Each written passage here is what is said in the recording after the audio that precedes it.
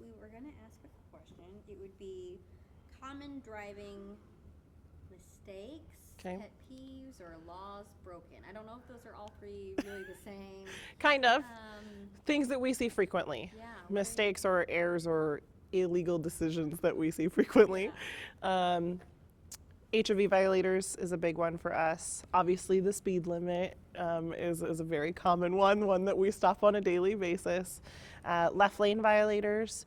We also see, as far as collision causing factors, is just people failing to judge whether or not there's enough room for them to make a lane change. And using their blinker to make those lane changes so that the other drivers are aware that they're coming over. Do you really ticket for blinker issues? Uh, if someone doesn't use their blinker, is that something that you can catch? That is something that we can catch. 9 times out of 10, if I stop somebody for blinkers, because I'm not going to write, and this is personally, I'm not going to write somebody a ticket if their blinker light is out. You know, if they were in there and they're using their blinker, but they're not aware that the light is out in the back. So majority of the time when I contact somebody, I will say, turn your blinker on, and I will go walk around the back to make sure that both are functioning. If both are functioning and you just didn't use it, then we're going to have a chat about the reminding that we need to use our blinkers and that sort of thing, and that it's not really just, it's not for them, it's for everybody else. And in turn does come full circle and hopefully protect them from being involved in a collision. Yeah. Okay, HOV violators. We always get a kick out of some of the pictures that Yes. are captured. Yes. But is that something that you see on a day-to-day basis? Absolutely.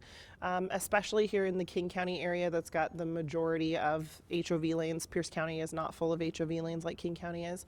But it has come to the point where with some drivers that make that daily commute where the ticket in the HOV lane is worth it to them to get. They kind of consider it their yearly fine if they get caught 2 or 3 times a year, that they would rather pay that because of the amount of time that it does save them. If you're willing to take the risk, then you might find yourself in that lane. But yes, it is something that we see on a daily basis, especially in time periods where we have high rush hour traffic. I mean, there are times when I've been like, oh, do I risk it? Because Right. I've got to get I cannot be late for this. Right, So I'm right. like, ugh. I will tell you, I've never done it. But I've thought Good about for it. you. Yes, I've thought yes. about it. And I will say I have cheated before Mm-hmm. on the HOV, like, on-ramps. I have Yes, cheated on that yes. before, so I feel guilty. You didn't tell me what ramp, so it's okay. But I have, because I'm like, dang it, like I cannot wait in this. Yes. But that's the only time I've cheated. Yeah. It's bad, it's so bad. Oh, maybe some HOV clarifications. You can get in the HOV lane with children or babies. Yes, dogs, pets do not count as your plus one. And off the top of my head, there's only one state route in Washington that I can think of where it actually requires you to have 3 or more people in the vehicle. Really? But it's marked. It's in King County, I believe. It's north in King County, and I'm not a King County trooper, so I don't know the number off the top of my head. But that's the only one that I can think of, that there's one specifically, and there are signs notating that, so it shouldn't be a surprise if you're paying attention to your surroundings. But you actually have to have 3 or more people to be in the lane. What's the wildest HOV? Do you have? Because it's always I like the think- dummy, but is there anything? Yes, I think what surprises me most is the people in the HOV lane when there is no heavy traffic. Like the freeway's wide open, and I was commuting through the other day, and there's this guy, a gentleman, and an older vehicle with clear glass. I mean, no tinted windows. I can see directly through his vehicle, and traffic is wide open, and he's just bopping along in the HOV lane, and I like watch him for a while, and I even like get up next to him, like, am I missing something? You know, is there a seat laid back that I'm not seeing? And nope, sure enough, he just is in the HOV lane by himself, and I stop him, and I'm like, man, what are you doing? Like, there's no traffic out here. What was he doing? He had zero good excuse for it whatsoever. He's like, I'm just in the HOV lane. Like, there's not even traffic. Like, Oh man, so nutty. I think that to me is even crazier than the dummies. The dummies I get, you know, those are our daily commuters that are trying to save themselves some time. But when everything else is open, there's no reason for you to be in that lane. Headlights are really important this time of year. Yes, headlights are super important this time of year. What are the laws on headlights? So the RCW, and it's actually backwards from what you would think it is. Your headlights need to be on half an hour before sunset Okay. and half an hour after sunrise. And it's because we still get that twilight where it still is dark out, even though the sun is rising. So technically, you know, by the clock or your weather app is what I check that tells me when sunrise and sunset is. You mean king5.com? Yeah, exactly. That's exactly what I mean. When I check that, it'll tell you when sunrise is. Well, then you're still getting those twilight hours, both in the morning and in the evening. And we want your headlights on during those twilight hours because it still makes you difficult to see. Okay, so half hour before sunset, half hour after sunrise. Yes, they still need to be That's on. why it seems weird. Okay. What about left lane squatters? So I don't understand the left lane, like left lane violations. Exactly what is the violation and On yeah. on any state route or highway in the state of Washington that is 2 lanes or more, the left lane is designated as passing only. So you can't just hang out. So you cannot just hang out there. And the reason why it's important to troopers or emergency vehicles is because we're trained to use the farthest left lane when we're driving somewhere in an emergent situation. And usually we're doing that at a higher rate of speed. And so for us to be able to safely execute those driving maneuvers and keep the public safe, the less vehicles that are in that left lane, the better for us. What do you do if you have a left lane squatter? I mean, what can I do as a driver? Can I honk at that person? I mean, is that what I'm supposed to do? You're not supposed to honk. It's another one of those kind of situations where it's almost kind of a catch-22. I mean, we see drivers on a daily basis where, you know, you tailgate for a little bit trying to give that person the hint. Tailgating is also a violation, so it's one of those things. And so is passing on the right. And so as troopers, when we witness that, we're seeing 2 vehicles both committing violations, and it's kind of, well, which one do we pull over? And in most cases, it's the root of the cause, which would be the left lane violator that gets pulled over, versus unless the person behind them is being, you know, aggressive to the point where we're talking potential road rage. Is there a place where we can go to like test our knowledge on the Rules of the road. Because I'm thinking in reality, like I didn't know this is how Yeah. I'm so embarrassed, but honestly, I didn't know that you weren't supposed to pass on the right. Because I just kind of see it as leapfrog, like okay, Right. I just go where there's an open spot, Right. and I'm gonna pass this guy. Right. Not that I'm doing that a lot, but I know I'm definitely not always thinking, okay, I gotta pass Sure, on the left. sure.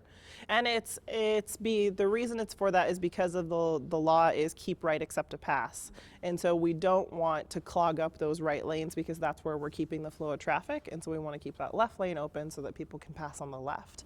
But as far as testing your knowledge goes, really all of that is covered in getting your driver's license. No, but like you don't. I know. I've had my driver's license, you know, for longer than I want to admit. But really, that's the only place that I can think of off the top of my head as far as testing your knowledge would be to go down and get that little booklet or go online and look at what their little study booklet is for kids getting their driver's license. And just to get serious for a second, this is about saving lives and keeping our roads safe. Absolutely. And keeping the roadway open, and cutting down on people's commute time. You know, the life shouldn't be spent sitting in traffic, or with the potential of, you know, being injured or being hurt because you are sitting in traffic. Yeah. Anything you want to add that I'm missing? With the holiday season, we do always see an increase in DUIs. We see an increase in DUI patrols, so just reminding people of all of the alternatives and options that they have to make sure that they get home safely and are able to spend the holiday with their family and not with us. Yeah. Oh yeah. I mean, I like you, but I don't want to hang out with you. Right? Yeah. At my house is different than in my car. And in the drunk tank or whatever they call it. Okay, I'm just looking. Okay, so I'm just gonna tell you. We had originally when this was like pet peeves. Yeah. We had 200. Oh my gosh. 5 people respond. I mean. Oh yeah. Tailgaters, slow in the fast lane, cell phones in your hands, people camping in the passing lane, people merging half a mile. Oh yeah, zipper merge. I remember that one, Casey. It's huge. Big trucks. Yep. I had a lot to say about big trucks. Campers and blinkers, cutting me off. Big trucks is a big deal, and honestly, it's unfortunately not a problem that we're going to get away with because of the structure of the economy in our state. We have a lot of ports in our state. We have a lot of commerce coming and going, and I guess one of the things that we're stuck with for the blessing of living in the great state of Washington is going to be the truck traffic. Do you think truck drivers are doing a good job? I mean, are they in general? We actually, Washington, as far as our Commercial Vehicle Division Bureau, is one of the top rated actually in the nation as far as the amount of vehicles that they contact, the low number of fatalities, deaths, or injuries that we have regarding those collisions. And so the statistics actually support that we're doing a good job. And I don't mean we as the patrol, I mean we as citizens of Washington. But there are a lot of trucks. And as the population increases here, the need for commerce and the need for bringing things in and out just continues to increase.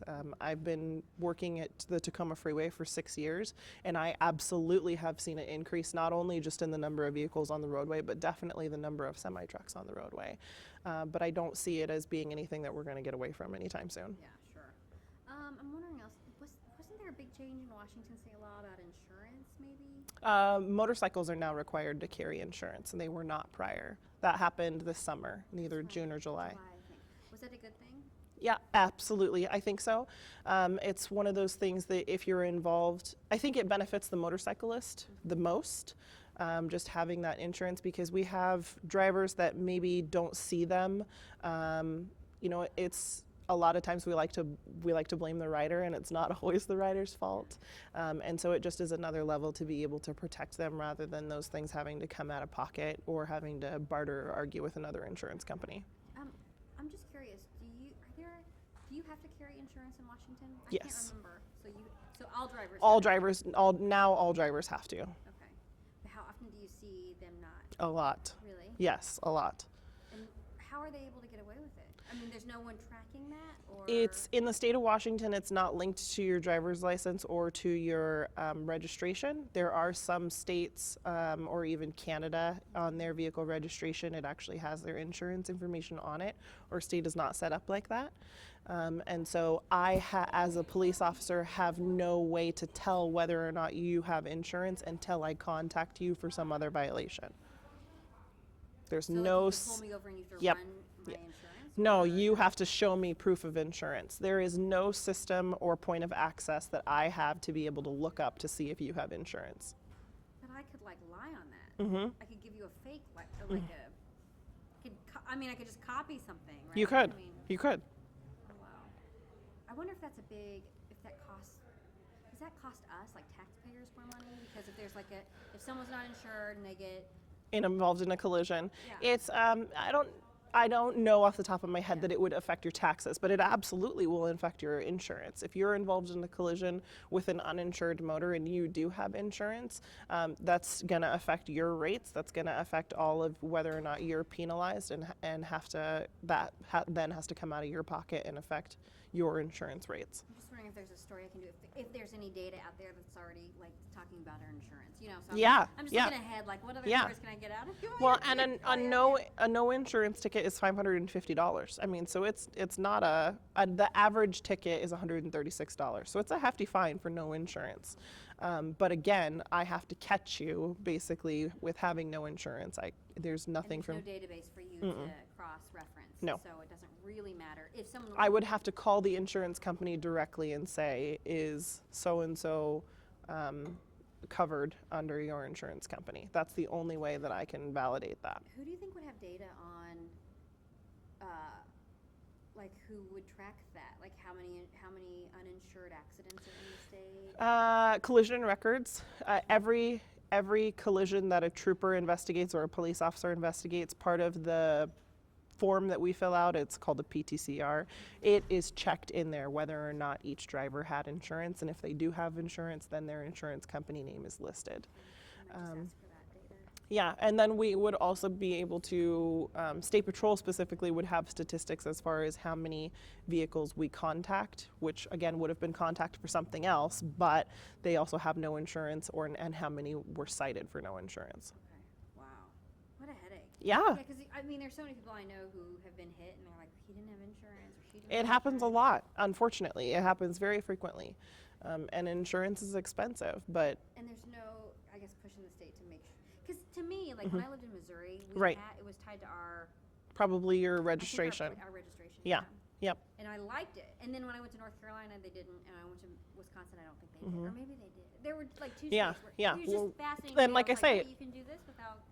I know Canada's like that because we're a commuter state for them, and when we stop them, you can see that their registration is actually several pages of documents, and it has their vehicle information and it also has their insurance information on it. But So fascinating. yeah, ours is not tied together. Anything else I'm missing that I should ask you about? You'll probably be contacted a couple times this week. That's okay.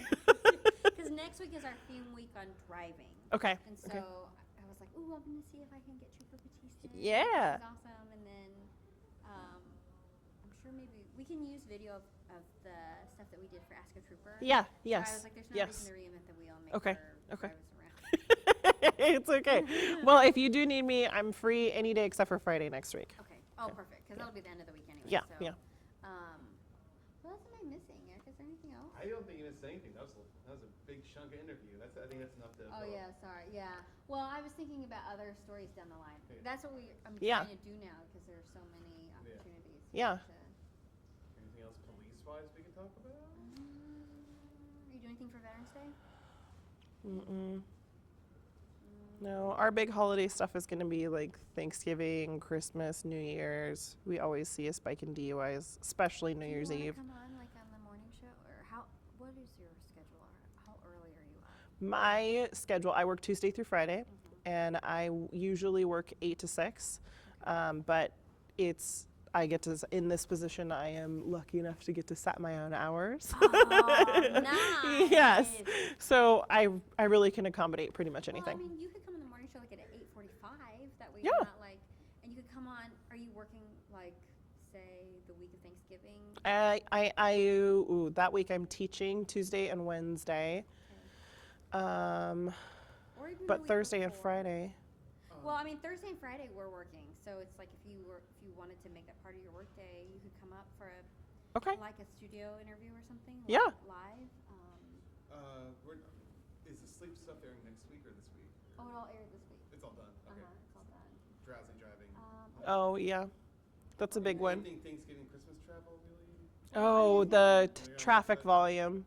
Thanksgiving, the day before Thanksgiving is one of the worst days to travel in the state of Washington as far as traffic goes. It is horrendous. It's horrendous. DOT actually does. We had a hashtag last year that was the Great Thanksgiving Migration. It's so bad. DOT actually does specific travel times and like length of time for that day specifically. Maybe So that's what we should do. We should it's bad. figure out the data behind that. How about? Do you have anything to say about the new toll tunnel going in? Is that gonna See, affect- that's not my area. Yeah, so I don't know. It doesn't And, affect me. Anything to say about like if we get like preparedness for snow travel when winter comes? If we Now is the time, especially since we have had beautiful weather. Now is the time to either buy your chains, not only buy them, but make sure that they fit and that you know how to put them on, because you do not want it to be 10 inches of snow on the ground and you're out there trying to get your chains on. I'm a huge procrastinator myself, but I always encourage people that chaos is not the time that you want to be figuring it out. You want to be prepared for that. So yeah, as far as winter travel goes, make sure that you know that you've checked all the fluids in your car. Make sure that I encourage people, honestly, especially if you have a professional job where you wouldn't wear, boots or mudders, carry a pair in your car, because if you're involved in a collision, I don't want to be walking around in stilettos, on the side of the road with high heels trying to figure it out. So just keeping a pair of extra boots, bottle of water. I keep a cell phone charging cord specifically in my car. It does not leave my car. My kid and my husband both know this is the car cord. Don't take it out of here, just in case. But little things like that you, like I say, you just don't want to be figuring it out in the moment of chaos. Yeah, that's great. I actually have like a little kit. Yeah. I need to update it. So can't think of anything else. No, you're amazing. Okay. Thank you very much. You're so welcome. So, winter